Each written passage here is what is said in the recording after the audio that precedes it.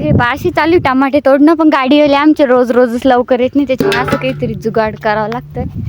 अजून गाडी आली नाही. आता आम्ही चाललो बकेट घेऊन टमाटे तोडायला. एवढे तोडले पण अजून गाडीची वाट पाहणं चालू आहे. तेव्हा मम्मी चालली तिकडे बकेट घेऊन. मम्मी इकडे बघ ग, काय होत नाही.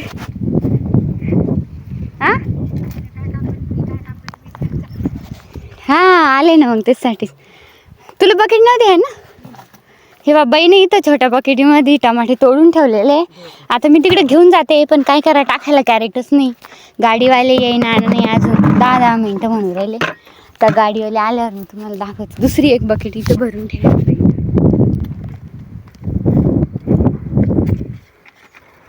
तर मी टमाटे तोडायला येते, पण टमाटे तोडत नाही, फक्त बहीण मम्मी तोडते आणि मी बकेटी व्हायचं काम करते.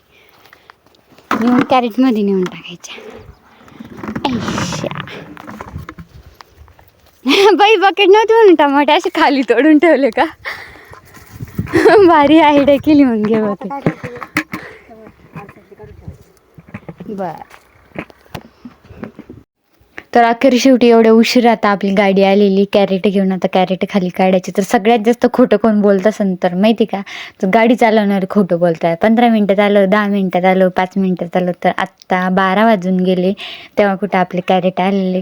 तर सरच शेतकऱ्याकडं काही कोणी लवकर वेळेवर कधीच येत नाही. बघू मी दाखव, पाहते मी पैसे. टमाटा पाहू दे मला एकदा. वाव तसं चोचीसारखंच आहे मम्मी ते. मस्त घे राहू तुझे बकेट दिवस.